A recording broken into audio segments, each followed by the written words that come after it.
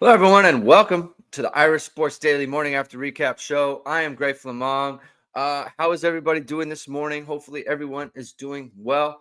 Notre Dame 27, Indiana 17. Bring on Georgia on January 1st, New Year's Day in New Orleans. It's going to be 8:45 Eastern Time, 5:45 Pacific Time.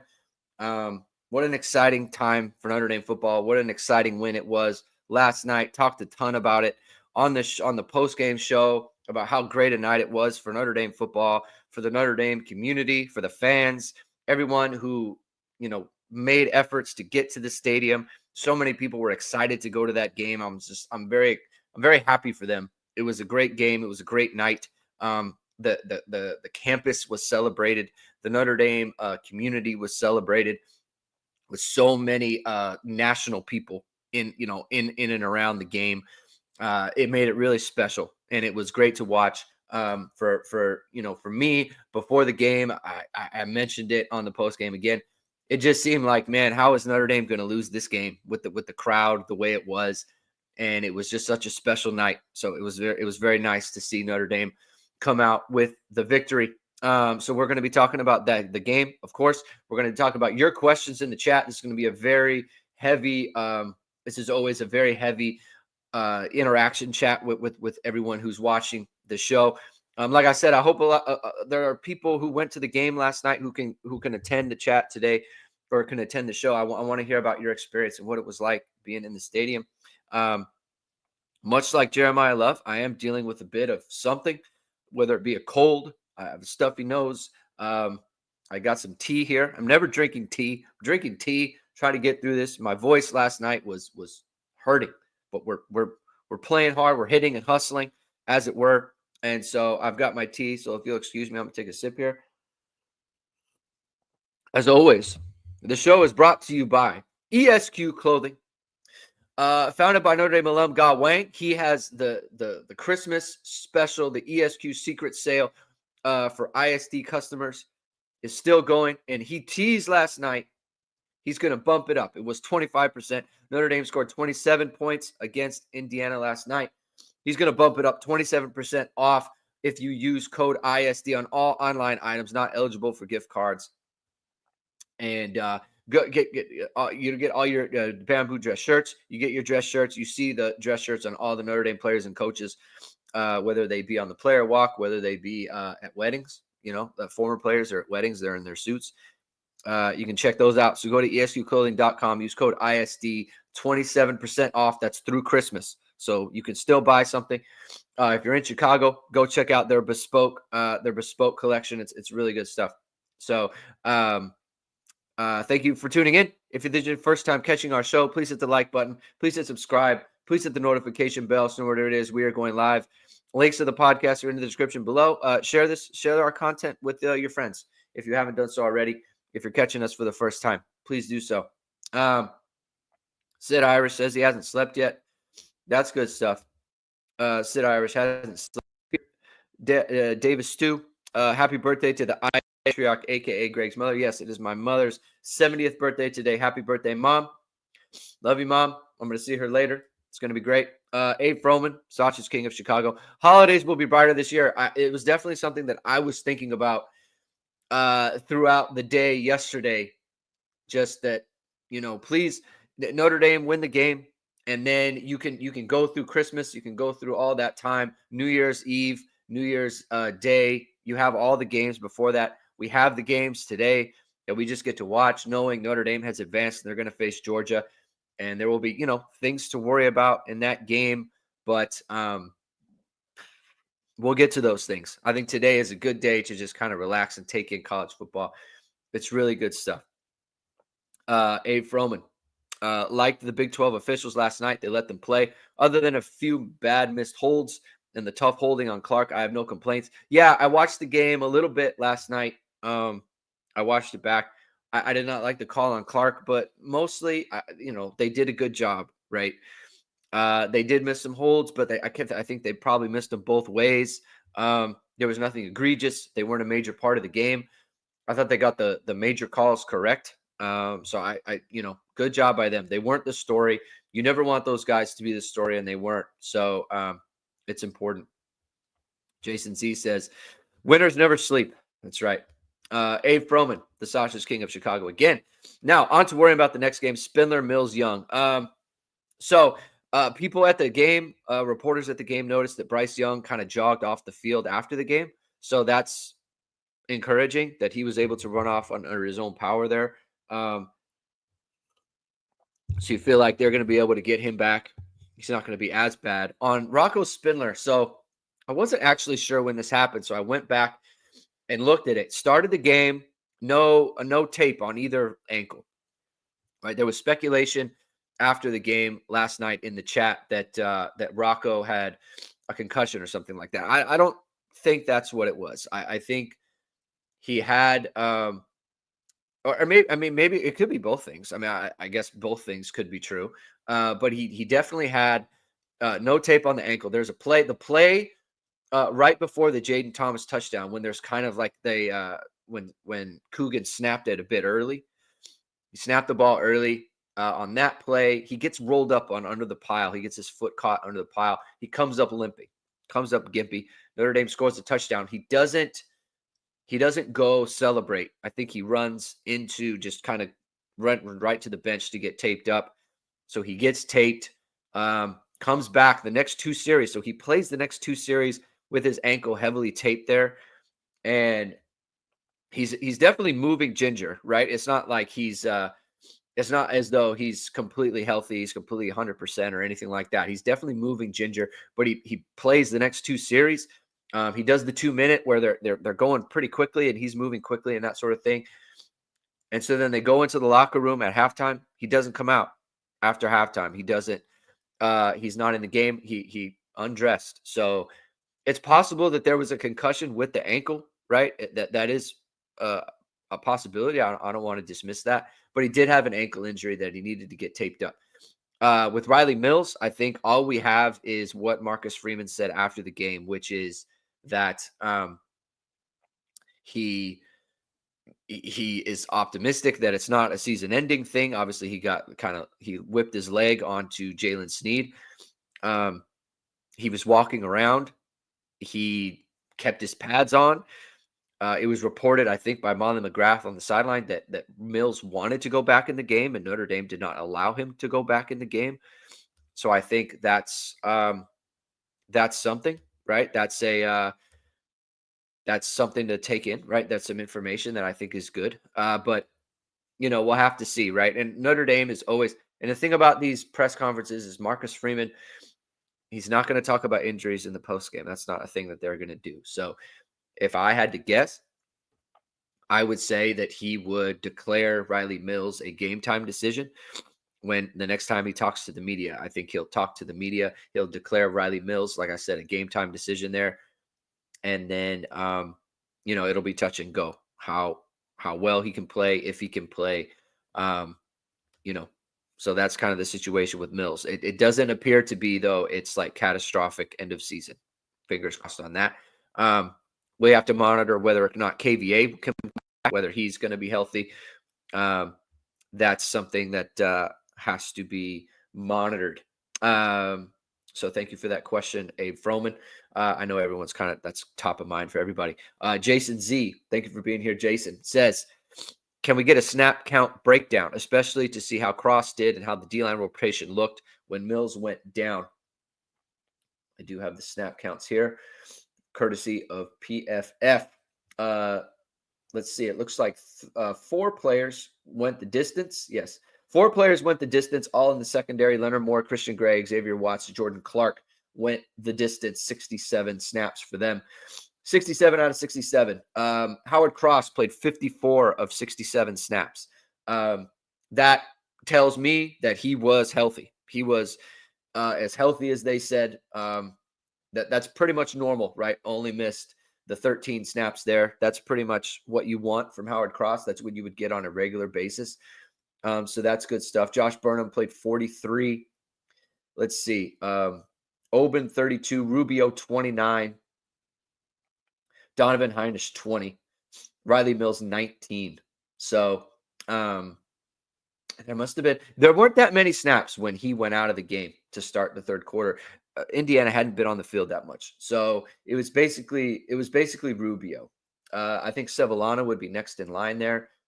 Heinisch 20. So he's the one who's kind of replacing a little bit of Howard Cross. He's the one who's in for Cross. And then maybe he did a little bit of cross training there from Donovan Heinisch. But it was a Gabe Rubio with 29 snaps and Donovan Heinisch with 20, kind of replacing. Logan Thomas got 9 snaps. So a little bit shorter rotation for Notre Dame in this game, by the way. Only played 19 players. So let's see. The linebackers, Jalen Sneed, by the way, what an ascent for Jalen Sneed in the last few weeks here. Jalen Sneed leads the linebackers in snaps, tied the linebackers, excuse me. He 37 snaps for Sneed, 37 snaps for Jack Kaiser, 33 for Drake Bowen, and 25 for Jaden Osbury. So that's your 4-player rotation there. And Jalen Sneed is earning the 37 snaps alongside Jack Kaiser. That's great to see for Sneed. I posted a video on Twitter. His speed on the try to reverse from Indiana to cut off the play, make the runner cut back. It was exceptional. So that's really good to see. Jason Warnock says, are there any visitors on campus this weekend? Listen, we're monitoring that. We're going to be monitoring. I would expect to see some good information coming out on specifically on the portal that we're talking about. I think that, I think Notre Dame was waiting to get through this game, and then there's going to be some portal movement for Notre Dame. Obviously, we've heard about Devontae Smith from Alabama, who's going to be who committed to Notre Dame to play their nickel position and their secondary next year. So that's a big pickup. I think we're going to start to see some stuff, some movement on wide receiver, D tackle, things of that nature. So we're monitoring that. We're going to be all over that over at irishsportsdaily.com. Check out irishsportsdaily.com. Become a member. It's good stuff. Abe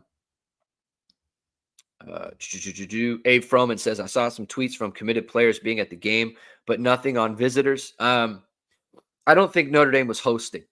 Notre Dame was not hosting this weekend. I think Marcus Freeman wanted everything, the focus to be on the game. So Notre Dame was not, they were not going to host players. I think they were allowed, but they weren't going to do it. So it kind of goes to show where Marcus Freeman mind was at in that game. Kenny Moore says, let's effing go. Sid Irish says should have been 34-10. See, here's the thing about that, right? Very easily could have been 34-10. And that's what matters. It matters that how they played is what matters, not necessarily the final score or how the game ended. I think people at the end of the game and in the chat last night, they were focused heavily on the way the game ended, and Al Golden, I think, did a good job afterwards being like, that's not a concern for us. That's not something that we're worried about, because what matters is how you played while the game was in doubt, right? Once the game got to 27-3, Notre Dame was going to, and they are going to win that game 99 times out of 100. It would have taken some crazy sports miracle for Indiana to come back. They scored the 2 touchdowns, yes, but Notre Dame, they had to get all those onside kicks. They only got 1. Notre Dame was able to seal the game, right? 10-point victory. And I think that is the part that matters, especially in the playoff rounds, in the elimination rounds, when it's just like win and move on, right? Notre Dame did not need to do anything to get a bunch of guys hurt. You have the games coming up.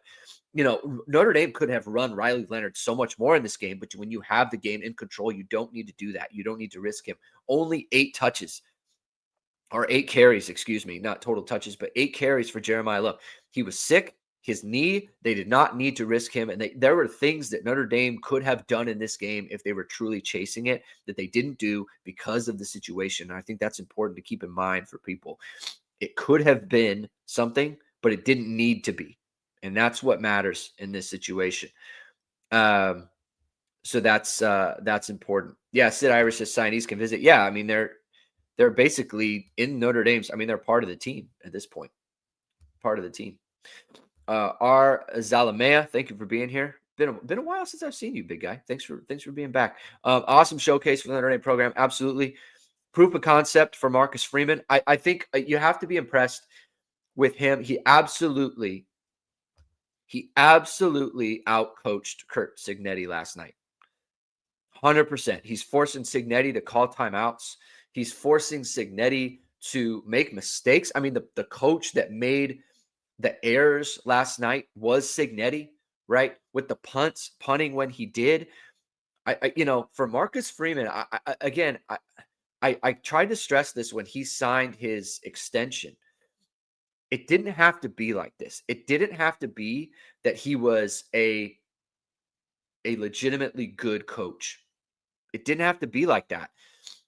Just because he had a good situation, Notre Dame had a good culture coming off of Brian Kelly, just because that was a good program, quote unquote, doesn't mean that in his third year, Marcus Freeman continued to grow the program in the ways that Brian Kelly failed to do so.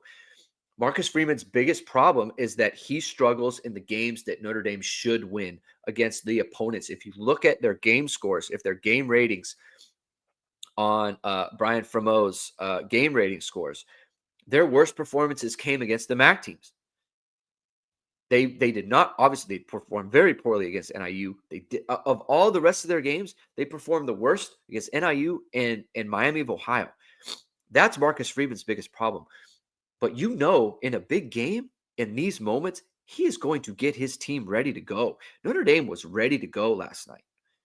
They came out strong. They had the tip pick, but that's not any sort of mistake by Riley Leonard. It's not even a mistake by the offensive line. The defensive lineman puts his hand up, the ball gets tipped. He's throwing to a wide open player. If the ball isn't tipped, it's going to be at a completion, and the drive moves on, right? Notre Dame gets the interception coming back off of that. Then they get the 98-yard touchdown by Jeremiah Love. And that is a team that was ready to play. They were ready to play well. The moment was not too big for them. That was something that I was thinking about was, man, this moment, it feels like this is something that they haven't experienced. I mean, maybe Texas A&M, but the moment felt bigger than that because they were at home and they were ready for it and they played up to it. And that is so encouraging from Notre Dame's football team and Marcus Freeman, and just going forward for him as a coach. I'm so impressed with him and what he's been able to do with the culture of the program. And the fact that he's just not a whiny guy. A lot of these guys are whiny guys. And there's a comment from Sid Irish here. Cignetti talk like Tyson, coach like Jake Paul. Alakino says Cignetti talk like Ali and coach like BK. I mean, that's it. I mean, it was just of the two teams, Cignetti was talking and Notre Dame was playing and Marcus Freeman was coaching. He had his guys ready to go. And I think it's just such a credit to him and what he's been able to build at Notre Dame. He has not just been riding the coattails of Brian Kelly program. He's been ready to go, and he's had his guys. The thing that everyone wanted for him, the high upside, is getting them ready in the big games, and he did. And so full credit to Marcus Freeman for that. Mr. Bucknuts is here. Buckeyes fan here, was highly impressed with the coaching staff. I think Notre Dame can beat Georgia, especially since the quarterback situation in Georgia is questionable. I think Buckeyes and Notre Dame can play in the Natty. Thank you, Mr. Bucknuts. I agree with you. I agree with that. I do think the two teams can meet. If you listen to the show last night, I do have Ohio State winning the game today. I don't think that Tennessee has enough offense, and I think Ohio State will get it done. Listen, don't come in here, though, complimenting our coaches like you're trying to take Marcus Freeman from Notre Dame. Don't do that. No, I'm just kidding. Appreciate your attendance. Good luck today. I think you guys play tonight, so that'll be a fun game. Good luck to you guys. I've got so many Ohio State Buckeye friends, like really good friends of mine too. my I don't know, my friend David. I'll just shout him out. David, maybe he's listening now. He's on the way. He's my cousin's husband. I don't know what that makes him. I'm going to call him my brother-in-law. I like David. I'm going to call him my brother-in-law, even though he isn't, because he's my cousin's husband.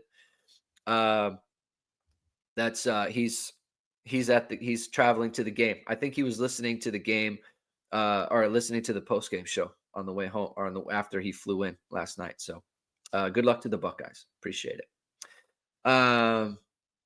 Let's see. Liquid Crystal 23. Strengths of schedule. Amazing how many say IU shouldn't have made the playoffs after the loss. Yet before the game, many said IU had a better strength of schedule. The flawed logic is impressive. Listen, I think the whining from SEC people last night and this morning is so embarrassing. It is, to me, it is completely just low rent, embarrassing. Go away. It is terrible. Like the reason that all the teams that you want to be in the playoff is because they did the thing that IU didn't do, which is lose to a bunch of 6-6 teams. Alabama, if they had not lost to 6-6 Oklahoma, they would be in the playoffs.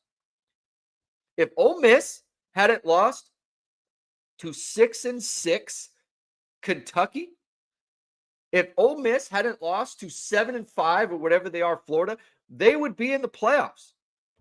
But they did. Like, win the games against the teams that are 500. Everyone talks about, strength of schedule, and we had to play. You're not out because you lost to the good teams. You're out because you lost to 6-6 teams. It's your own fault.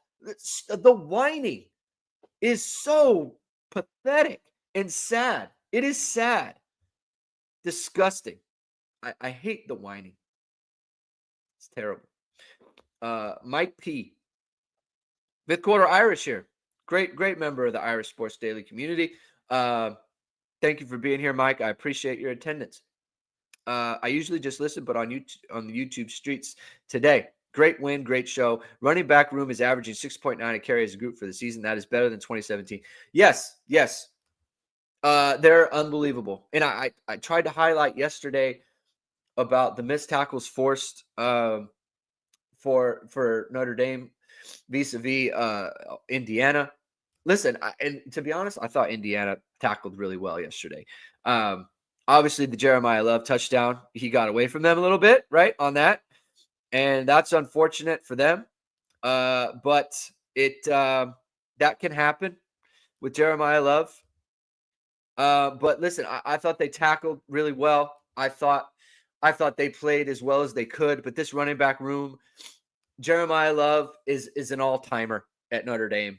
I mean, the electricity, he is the juice. And I'm telling you now, he is the type of guy. He's becoming like Rocket, honestly, where when he gets the ball, you think, oh boy, like when he got out in the open yesterday, it was like he's going to go and he's to the house, and this whole stadium is going to explode, and he did. That's kind of the feeling what it was last night, and it's just Jadarian Price is maybe the best number 2 running back that Notre Dame has had in a very long time. Riley Leonard is an elite player.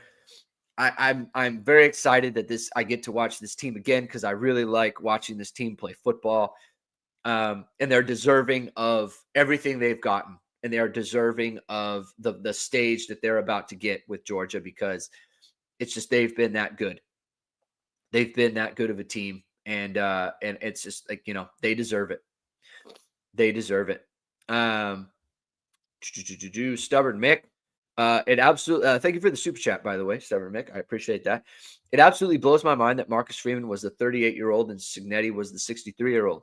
God, he fleeced IU for a bag. Yeah, he did. I mean, look, again, if I'm an IU fan, I am not impressed with the way that he handled that game. I'm not impressed with the way that they went into that game. The offense was not ready to play well. against Notre Dame. I thought the defense was. I thought they did a good job. But to be fair, like I think I put it on Twitter too. Like there were some things that IU had schemed up that they felt like should have worked and would have worked if Notre Dame wasn't playing as well as they are, especially Xavier Watts, especially Leonard Moore. It's just that's just a really good defense. And like Xavier Watts, I'm telling you, is playing safety at a level that is just the top of the sport. The play that he made there, and I put it on Twitter, where they're throwing a little sideline route where they bring the I guess the H back across the formation. That's Leonard Moore's man. If you look at it, Notre Dame's at man. That play should work. Xavier Watts should not be there at all, but Xavier Watts reads it and jumps it and makes the play. Everything he sees, he believes in everything that he sees, and he's making it happen. He is playing at a level that you just rarely see in college football at the safety position. And it's a joy to watch, like I said. Mr. Bucknuts, first-time listener. Appreciate you. Miserable Hilux says cousin-in-law. I'm calling him my brother-in-law. Dave is my brother. All right. Let's see. Alakino wants to talk game predictions. Let's do game predictions. Who do you guys have in the in this game? In the games. Sid Irish has Ohio State 31-17. 31-17 for Ohio State. I think that could be right. I would say a little bit lower just because that Tennessee defense is real. That's a good defense. That's a good defensive line as well. And Ohio State's got injuries on the offensive line. So Sid Irish says SMU 9, Penn State 6. It's not going to be that. That's interesting. I think that's the only one that can go upset, though. I don't think there can be an upset after those other games. I just don't. I'd like to think Penn State could lose. It's the day game, right? It's the noon kick. So I think that helps. That helps SMU a good amount. You don't want to play at night in Penn State, but I just think I think Penn State's too much. I think Penn State's too much for them. They've got a good football team, and their defense is good too. And they've got a good football team, and they're I think Aller's playing pretty well. I think they're going to be good. I think should Notre Dame make the semis, I think it's going to be Penn State that they meet. But we'll see. Mr. Bucknuts, SC fans are classless and disgraceful. Yeah. By the way, speaking of Buckeyes, I was talking to Jamie last night before we all went to bed, and he said the crowd was louder and more energetic than the Ohio State game. And I know he was at the Ohio State game, and that game was lit, according to him. So it ain't rocket science. Says Ohio State 23, Tennessee 13. I think that's probably closer to the score that I would pick. I'm taking Texas over Clemson. I don't think Clemson's that good, and I think that Texas defense is really good. And what's the other game? I guess the Ohio State and the SMU. So I just think it's going to be chalk. Personally, I think it's going to be chalk. It ain't rocket science. It's 34-24 for SMU. Would be great. SMU is due a stinker from Sid Irish. That's kind of true.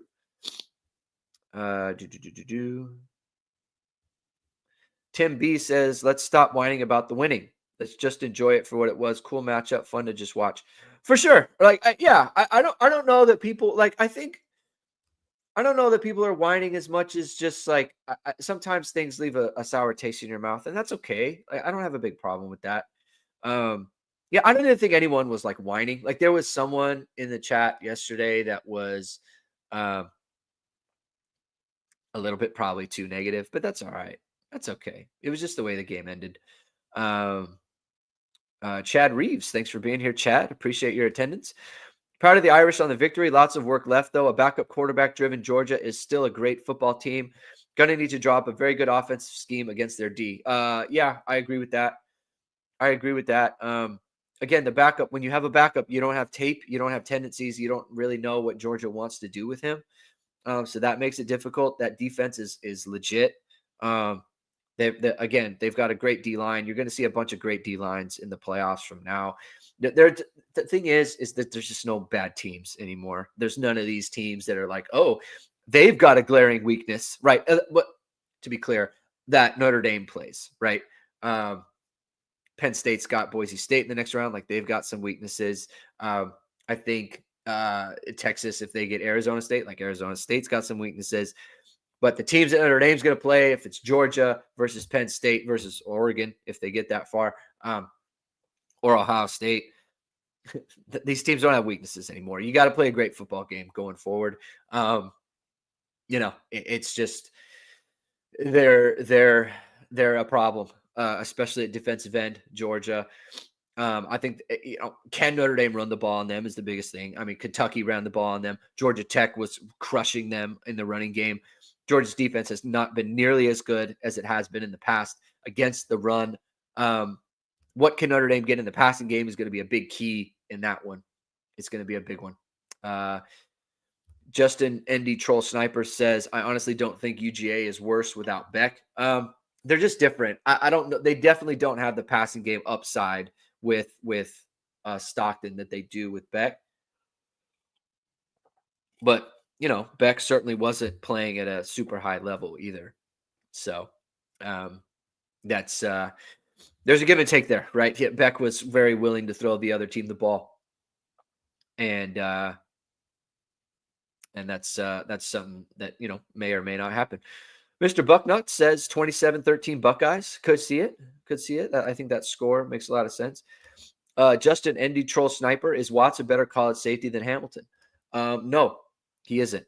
What I would say is, look, when two players are playing at the tip top, it's the top is the top, right? And I think it's Xavier, to Watts' credit, that he's reached that level. I mean, Kyle Hamilton is the best safety in the NFL right now. So, it's like that. That's the level that Kyle Hamilton gets to. I think Kyle Hamilton, his career at Notre Dame is going the way of Ben Morrison, where you had the great freshman season, you had the good sophomore year, and then the junior year, which everyone knows is kind of the final year, is cut short due to injury, right? I think Kyle Hamilton, 6 games into his junior season, had 4 interceptions. He was close to the team lead in tackles at that point. Super disruptive. I mean, he was on for a magical season. And then he got hurt. And then he goes on to the NFL. And he's a 14th pick in the draft, and on and on and on. So I think that people look at the career that Xavier Watts has, which has been unmatched, unlikely to ever see it again, frankly, and say that, he's better than Kyle Hamilton. I mean, just in terms of being able to be available and playing, he had a better career, right? From a numbers standpoint. I mean, the guy has 13 takeaways in the last 2 seasons or whatever it is. I mean, that's unbelievable. I mean, 6 interceptions. And not just that, he has 13 interceptions in the last 2 seasons. It's unbelievable. The greatest player you can ever think of, right? Like Caleb Downs is not going to have those numbers. Malachi Starks is not going to have those numbers. I mean, you can go through a litany of college safeties, not just at Notre Dame, but anywhere. They're not going to have those numbers. I mean, Xavier Watts is having a magical year. Credit to him, credit to the coaches, credit to his family, credit to everybody. He's been amazing. He's been absolutely amazing. To say he's not a better player than the best safety in the NFL is no slight at him, right? I mean, where's he going to get picked? He's a 2nd round pick, 1st round pick. I mean, he's been unbelievable. Ravens, draft him. Put him next to Kyle. Alakino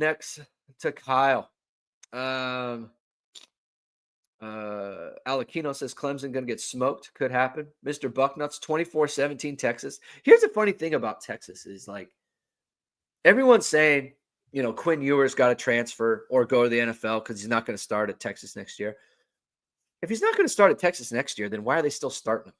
Like, and I'm not saying like he is going to start at Texas. Like, I agree. I don't think he is at all. But why don't you just play Arch? Like, come on, Sark. Like, coaches have made big calls like this before. I mean, Dabo did this with Kelly Bryant and Trevor Lawrence. Make the move. Improve your team. Give your team a better chance to extend. I just, to me, it's like you got to make the move, man. You can't just sit back and hope something works out for you. I don't know. It just I don't know why they don't make that move. Um, Randall, thank you for the super chat. Thanks for getting up early here on the West Coast, Greg. Last night was like 7-hour Notre Dame commercial. How can players not flock to Notre Dame after last night? Absolutely. Absolutely. I can't say it enough. Just the way that I was kind of moved by what ESPN was able to do with their production. The way that the NBC shows Notre Dame run out of the stadium or out of the tunnel. They show that. Didn't look anything like that. Didn't sound anything like that. And maybe there was something to do with the college football playoff stuff, I guess. It's just that they were able to generate a vibe and electricity that, and look at, granted, right? Not the best playoff games for Notre Dame this year, but at the same time, or they're not the best home games for Notre Dame this year. But at the same time, there's been big games. Like, I don't remember USC feeling like this last year.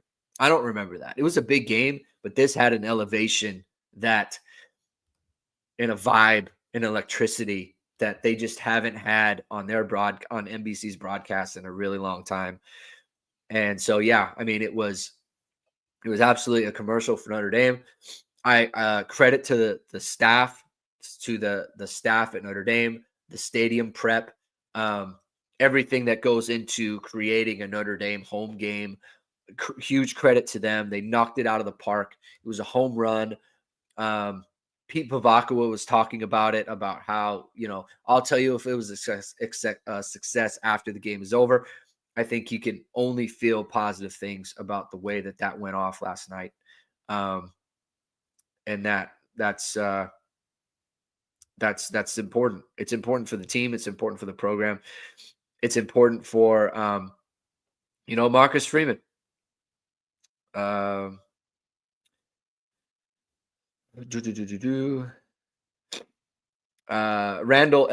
Randall says, my Texas friends have all been clamoring for Manning. Yeah, I mean, it just seems like if you're making that move next year, make it this year.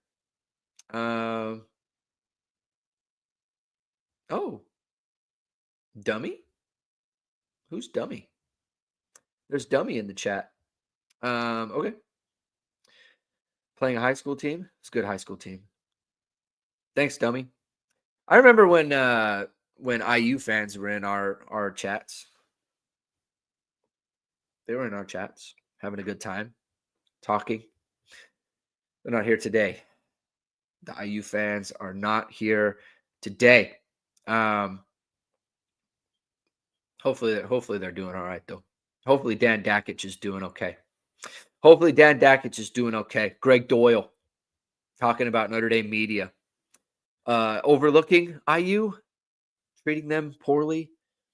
To be honest with you, I think the fault was with people like Greg Doyle, and the fault was with people.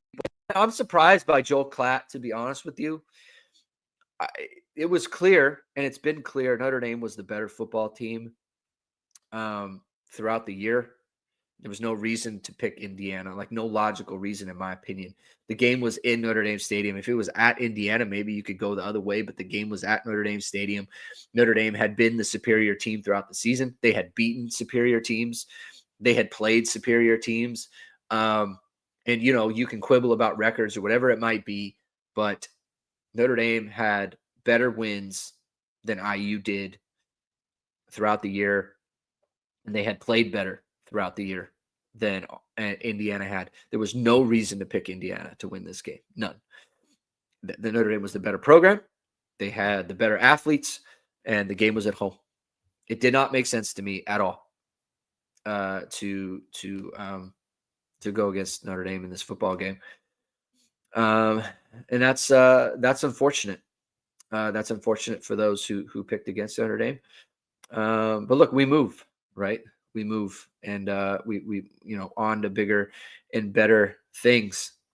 And you can be on to bigger and better things with your media company if you go with VSR Media. Founded by Notre Dame football pregame host and Emmy Award-winning anchor Vahid Sadrazadeh, VSR Media provides professional and cinematic video and photo. Whether you're looking for a collegiate or pro-level highlight reel, have a personal story to tell, or aiming to diversify and grow your business, VSR Media specializes in short and long-form video storytelling, social media management, and website design. VSR Media also captures professional headshots, senior, and sports photos. Contact them at vsrmediacompany.com. Mention Irish Sports Daily to receive 20% off your first project. Visit them online or give them a call at 574-800-9106. Let's see. Klatt and a few other college football analysts work for the betting sites. I'm telling you, Klatt picked IU because everyone was laying money on ND. Maybe. Maybe. Dummy says, who does Notre Dame play? Play Georgia Tech.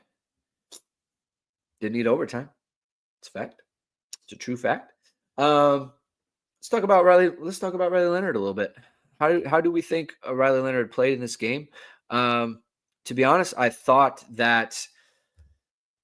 he missed some throws. I think when we go back and watch, I think that he missed a couple throws. And when I say missed throws, he missed openings in the zone. And this is what is difficult about the way IU plays defense, specifically as it relates to Riley Leonard, is because they play a lot of zone defense. And I think that because they play a lot of zone defense, he has to stand back there and scan the field, right? And sometimes you got to be a little bit sometimes you got to be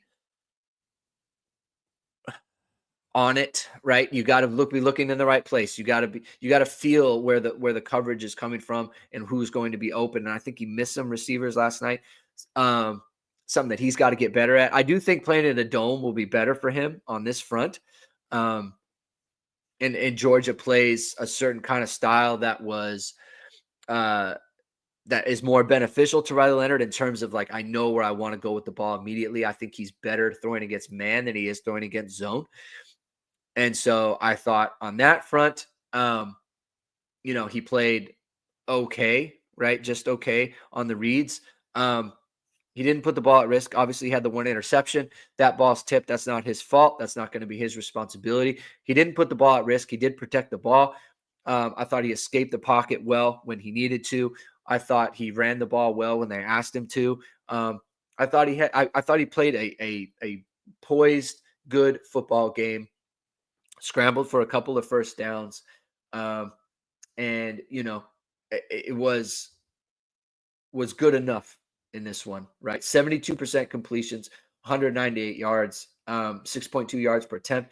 Air yards, only 5.5. They only threw the ball over, I think over 10 yards. Let me see how many times here.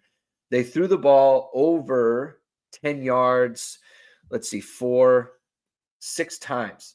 Only 6 times. Obviously, they hit the huge one to Faison, which was a huge play, right? Like I said, I said it on Twitter. The Notre Dame stats page kind of put it up there. He hit Faison on that play. It essentially sealed the game for Notre Dame. They go in to score a touchdown. Riley Leonard pays it off. He's able to run it in himself. Basically sealed the game. It's a great catch by Faison. As you see here, the DB's coming in. He's trying to hit the ball away. It's a huge play by Faison. It's a huge play by Riley Leonard. It's a winning football play. It's exactly what you need in that kind of game. It's exactly what Notre Dame needed in that kind of game. Speaking of Jordan Faison, 7 catches for 89 yards. The most yards by a Notre Dame wide receiver this year. Absolutely needed it in the playoff game. And look, not just that, but they were 7 of 10 throwing him the ball, right? He had the one drop as well. So Notre Dame obviously wanted to get Jordan Faison more involved. They were able to get Chris Mitchell a couple of catches, or at least one catch here in this game. Let's see. Yeah, Jordan Faison. Oh, they have him 7 of 9 targets. I don't know why that one of them was taken away, but that's 78% completion percentage. Jaden Thomas gets in the end zone. Great moment for him. Love seeing that from Jaden Thomas, able to get in the end zone there. And, he's been a good teammate all year for Notre Dame. he's able to get into the end zone and, utilize him. Jeremiah Love, 2 for 2, 18 yards. They used him on a couple of checkdowns. Notre Dame was heavy checkdown team yesterday. The backs had 7 combined receptions. Not big yards for them, but let me see how many first downs they had receiving. Where are you at? First downs. First downs from the backs. Jeremiah Love had 1. Aeneas Williams had 1. Jadarian Price did not have 1, but he had an 8-yard. I think it was an 8-yard reception that set Notre Dame up. So you like to see that. They were able to check it down because of the zone defense that the Indiana was playing. The checkdowns were going to be important. It was a good job by Ray Leonard taking what was there and getting those yards off of those plays. Chris Mitchell had the 1 catch for 11 yards and a first down. Bo Collins, 2 of 3, 2 catches for 18. Mitchell Evans. I did not think – look, Notre Dame needs more from Mitchell Evans. I did not think he blocked very well at all in this game. He had the drop. He had a fumble that was recovered by Faison.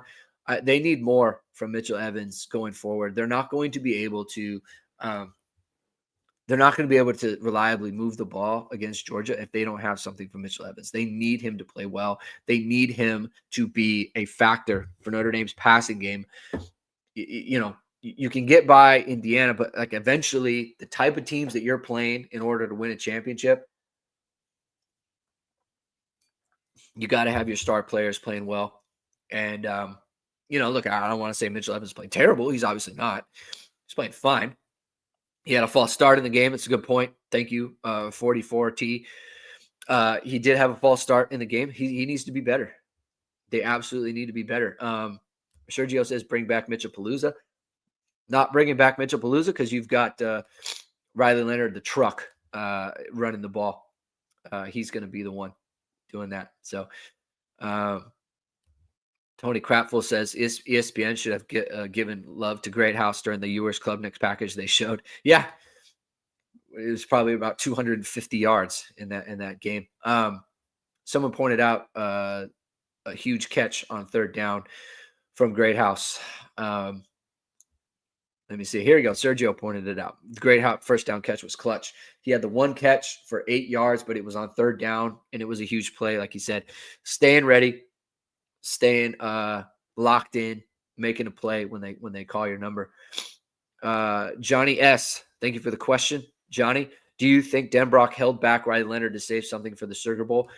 He definitely did not run him as much as he could have. I mean, not many design runs at all for Leonard in this game. I thought that was what they should do if they were trying to go down and score. It was 20-3, and it was like, I think what they got to do is they got to run Riley Leonard. You use the extra blocker in the running back to get Leonard moving the ball, but you're up 20-3. You don't need to run your quarterback in that situation. You do have to be mindful of what's ahead. You got to be mindful that you've got games coming up, right? You got to be mindful that there's games to be played moving forward for the team. And they didn't have to do that. I do think they saved him a little bit on that front. Not saving something for Georgia and that, I don't want to make it seem like there's some scheme they're holding back. I don't think it was that. It's just like you can run your quarterback and they didn't choose to do it. And I think that was intentional. So that's a good comment and question from Johnny S. Arf, she said, how close is this game if Love doesn't break away for that quick one? I don't know. I mean, it's like, obviously, if the things that happen don't happen, what might be different, right? Like, I don't know. Maybe, like, because let's say he gets tackled after 30 yards, right? Maybe they go down and score anyway. I don't know, right? Like, I think the thing is that kind of the point to that question is kind of if that doesn't happen is the thing about it is Notre Dame was up 27-3 after that. It's not like Indiana came down and scored again. They were ever leading. Like they never led, right? Then Indiana never led in this game. So, it just seems like I think maybe I'm misreading it, Arf, but it seems like the point of that is like Did Notre Dame really outplay Indiana, or did they just hit that big one and that set them up? I think it shows like Notre Dame outgained Indiana. Let me just go check here. Um, team stats. Notre Dame outgained it by over 100 yards, right? And that's with Indiana having those two straight possessions at the end where Notre Dame doesn't have the ball and they're driving the ball down the field, right? I mean, that's almost 100 yards of offense right there, just in those final two possessions after Notre Dame was up 27-3. I mean, those possessions honestly won't even count to the advanced stats because they're blowouts. You know, they most stats they exclude blowout points, blowout yards. So when you're up 27-3, you're up by 24. Usually the cutoff for a blowout is to stop scoring, stop tracking the stats is 22 points. I think is important. This is a good point by Arf, a mental crusher. I think so. What you're getting at here is, I think that what you're saying is like to have a 98-yard touchdown, especially when, and this is where to Arf's point, I think when it's the strength of your team is what gives it up, is what makes it hard for Indiana in this particular instance. So their strength of their team is their front and their run defense. Their teams cannot run on them. No one has run on them. And when it's, you know, first down at the 2-yard line, and you feel like, okay, if they run the ball, and it's like, you know, Notre Dame tried to run the ball one time on the first drive and they just got destroyed, right? I think when they think, okay, we got him backed up, we're going to get a safety here. We can get a safety. Jeremiah Love breaks off a 98-yard run right down their sideline. And it's like the thing that we couldn't allow to happen has just happened. You know, because look, here's the other part, right? For 2 weeks, Indiana's talking about got to contain Jeremiah Love. Got to contain Jeremiah Love. You watch him on tape and you say to yourself, he's not getting over on us. Jeremiah Love is not getting over on us today. And then Jeremiah Love goes 98 yards down your sideline, backed up on the goal line when Notre Dame's in heavy personnel. That part, to the Arf's point, that part is the part that really hurts for them. That's the part that really hurts for them. So Arf, it's a I take your point. It's a good comment from you. We're talking about Vamos Irish. Aeneas Williams showing up in this game was great to see, stepping in, and Love getting rest for Georgia. Yeah, I mean, look, of course, there are times when you say to yourself, I wish maybe it was someone else. You know, I wish it was Jeremiah Love out there. I wish it was Jerian Price out there. But Aeneas Williams, he's always making the plays. He's always getting that first down. He's always making that catch. He's making the shoestring catch. He's making the diving catch. He's making the block. He's doing everything you ask him to do. You can't hate on it. You just got to appreciate the fact that he steps up every single time. Tony Crapful says 100% Vamos Aeneas is a stud, and I won't hear the slander. Yeah, I don't think it's slander. You know, people want Jeremiah Love in the game, right? I want Jeremiah Love in the game. That's something that, you know, you want to see. Vamos Oscar says Love causes many broken hearts. Sid Irish says college football game in 1 hour. Yeah, college football playoff. A great time. It's a great time for college football. It's a great time for Notre Dame fans. Great time for Notre Dame fans.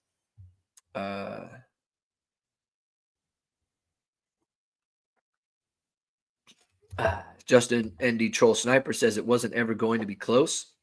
Notre Dame made it so. Notre Dame definitely made it so. That's another thing. Everyone kind of says, everyone kind of says, what if Notre Dame gets down? What if Notre Dame gets down? This, that, and the other thing. They're not down. They don't get down because they're good, right? They make the plays that they got to make and to ensure that they don't go down in these games, that they are in the lead. I mean, they could have gone down. Indiana got the interception off the tip ball. Indiana could have gone down and scored. They could have gotten a field goal. They could have scored a touchdown. Instead, Notre Dame made the play and got the interception, and then they go take the lead. And I think the thing that people are missing, and they have been missing, and when I say people, I mean nationally, and just casual observers of the sport, and I think that all the whining about Indiana yesterday was,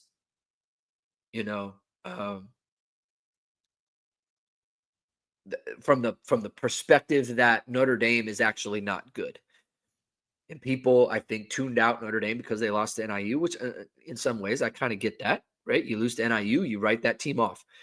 Notre Dame has been a very, very good football team for the last 2 months. Every metric points to this. Every metric points to it, right? And people can say NIU over and over and over again. And this is something that people told me in our videos. This is something that people have told me on Twitter. NIU this, NIU that. And I said it then, and I'll say it again. If you think that the NIU version of Notre Dame is coming to your game, good luck and God bless. Because that is not that team. They have not been anything close to that team since then. And you just deal with what happens when it comes. Notre Dame is a far better team than they were against NIU. They have played better. If you want to poo-poo the schedule, and if you want to say that they haven't played anyone, then say it. Say it over and over again. Notre Dame has heard it for months. They have heard it for months, and it hasn't mattered at the end of the day. Dummy says, I'm a Georgia fan, and I heard that Notre Dame will be favored by a point. Have you heard anything like that? It's anywhere between Notre Dame -1 and Georgia -1. It's essentially a pick 'em. It's a pick 'em right now. As a reminder, Michael Hahn says basically a pick 'em. Or as a reminder, the game is New Year's Day at 8:45 Eastern time. It's the final game of the day. So that's what's going on. Sugar Bowl. It's going to be loud. It's going to be live. It's going to be great. Vamos Irish says, I feel bad for all these 12 teams so far that have lost to a team who lost to NIU. NIU has a lot of transitive wins right now. Sid Irish says, I was done after NIU 2. Marcus Freeman proved it to me. I'm in that boat as well. I said after NIU, I didn't believe in him anymore. I said it. I'm on record. I said he proved to me that he proved to me that he is exactly what Notre Dame needs him to be, and that he will. And I'll give this credit to Marcus Freeman. He is not afraid to look at himself. He is not afraid to be introspective in the things that he's doing and the mistakes that he thinks he might be making. Right? I give Marcus Freeman a ton of credit for that. Another thing I give Marcus Freeman credit for is he does not think or care about the outside aspects of the sport that have anything to do with, or don't have anything to do with, his team and getting better. Every time they ask him about the portal, he says it's something you just got to deal with. Anytime they ask him about recruiting, he says it's something you got to deal with. Anytime you ask him about the college football playoff, it's just something you got to deal with. Like, that is how he approaches things. He doesn't whine. He doesn't complain. He doesn't blame. He doesn't do any of those things, right? That's something I appreciate about him, whether or not, it actually leads to winning or anything like that. It is what it is. And it's something that I appreciate. And I think a lot of people appreciate that. Sid Irish says, not seasoned enough to have an ego. A lot of people have egos who are young. I'll tell you that. I think we all know that too. You don't got to be an old guy to have an ego. That's for sure. All right. My voice is going, as you can tell. So I'm going to end it there. Thank you, everyone, for tuning in today. If you like what you heard, please hit the like button. Please hit subscribe. please hit the notification bell. So whenever it is, we are going to go live. We will be back, I think, on Monday on Power Hour with Mike and Jamie. Jamie will be back from South Bend, so he can get his thoughts on that. Jamie and I, maybe it'll be kind of, I don't know what we're gonna do programming wise next week, because obviously Christmas Eve is on the 24th. I gotta talk to Jamie about what he wants to do as far as shows. Maybe we could do a Christmas Eve show, but I'll talk to him. It might just be Power Hour Monday, and then Thursday after Christmas. But we'll figure it out. But it's an exciting time. It's an exciting time for Notre Dame football. It's an exciting time for the fans. And listen, we're all going to have a great day today. So Notre Dame 27, Indiana 17. We'll talk to you on Monday. Have a good day. Enjoy your football. Enjoy the football games tomorrow as well. We'll talk to you on Monday. Keep hitting hustle.